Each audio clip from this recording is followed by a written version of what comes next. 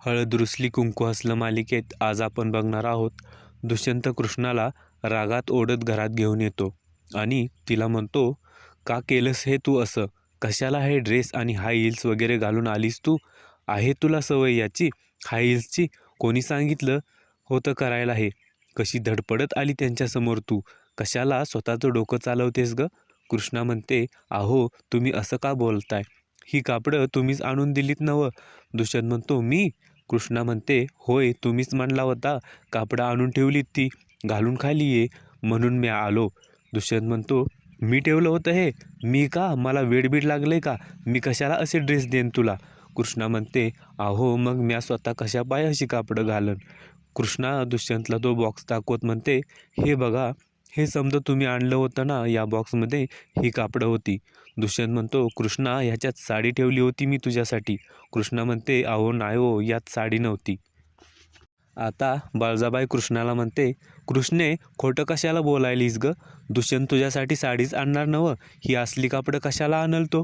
कृष्णा म्हणते, म्या खरं सांगायलोय, यात साडी नव्हती. कृष्णा आता कपाटातल्या तिच्या सगळ्या साड्या बाहेर काढते आणि म्हणते, दुष्यंत सरकार, या बघा, म्या अशा साड्या नेसतो. माझ्याकडं अशी कापडं कुठून येतील? मी विकत बी नाही घेतलो हो, मला सवय बी नाही अशा कापडाची. म्या खरं सांगायलोय. दुष्यंत आता रागातच म्हणतो, stop it, just stop it. इथे माझं प्रोजेक्ट धुळीला मिळालंय, याचं कुणाला काहीच पडलेलं नाही. बाहेर जा सगळे आता, प्लीज मला एकट्याला सोडा, प्लीज बाहेर जा सगळे. मैनावती म्हणते, दुष्यंत बाळा. दुष्यंत मैनावतीवरती जोरात ओरडतो आणि म्हणतो, काकी तुला एकदा सांगितलेलं कळत नाही का? एवढ्यातच पूजाचा आवाज ऐकू येतो. ती मोठ्याने म्हणत असते, फ्रेंड फ्रेंड वाचव मला. मैनावती म्हणते, हिला काय झालं आता? पूजा नाटक करून दुष्यंतला बोलावत असते. पूजा नाटक करत म्हणते, मला वाचव फ्रेंड, मला कसं तरी होतंय, मला खूप त्रास होतोय. बाळजाबाई दुष्यंतला म्हणते, ही समधी कामं बाजूला ठेव दुष्यंत आणि त्या पोरीला कुठंतरी मोकळ्या हवेत घेऊन जा. दुष्यंत म्हणतो, हो मला पण गरज आहे मोकळ्या हवेची, आणि तो पूजाला घेऊन बाहेर जातो. इकडे बाळजाबाई मैनावतीला सांगतात, कृष्णाचं सामान बाहेर घेऊन ये. तेवढ्यात आढळराव म्हणतात, बाळजा, उगा पराचा कावळा करायची गरज नाहीये. बाळजाबाई म्हणते, ही आज या घरात राहणार नाही.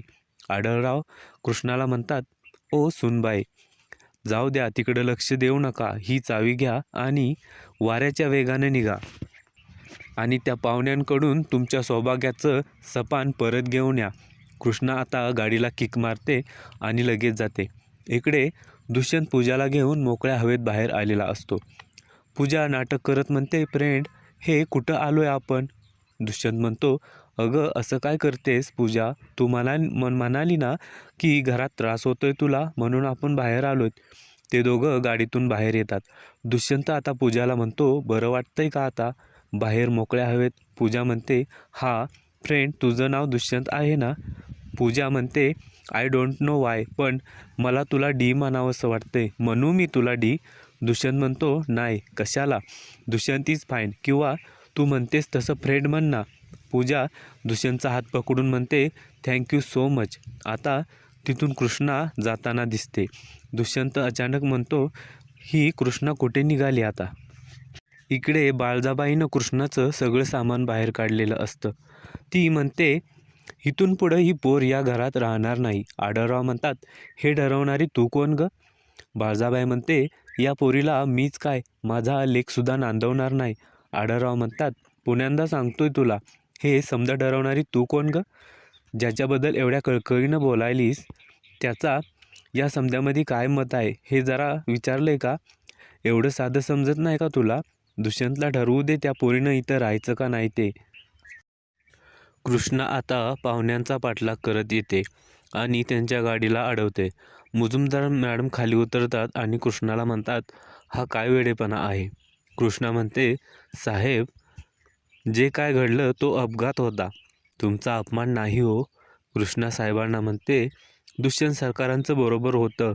मला एक सांगा, तुमच्या बायकोचा कोणी अपमान केला असता तर तुम्ही गप्प बसला असता का?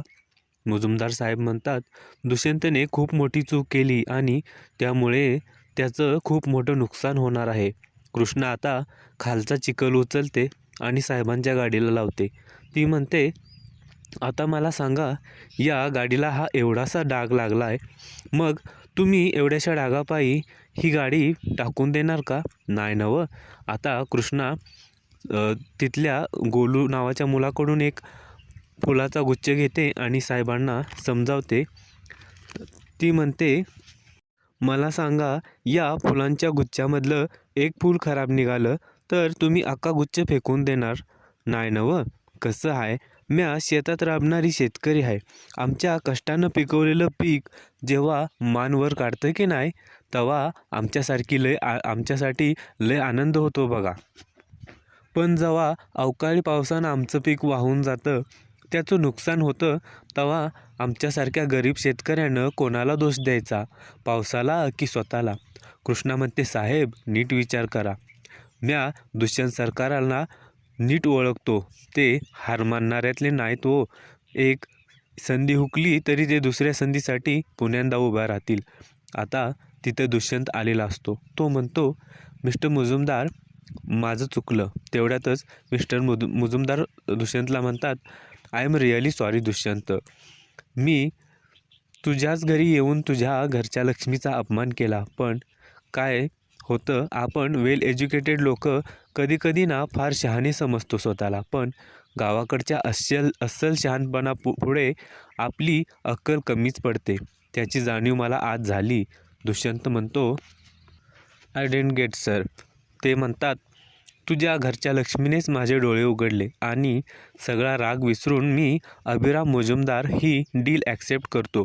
ते कृष्णाच्या हातातली फुलं घेऊन दुष्यंतला देतात आणि त्याला म्हणतात, दुष्यंत, तू सुद्धा तुझ्या मनातला राग विसरून जा.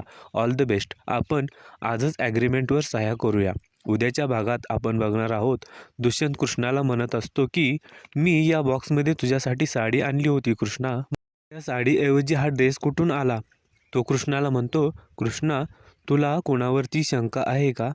कृष्णा मनातल्या मनात विचार करते, मला समजत हवा आहे या समद्यामागं कोण आहे ते, पण मी तुम्हाला कसं सांगू?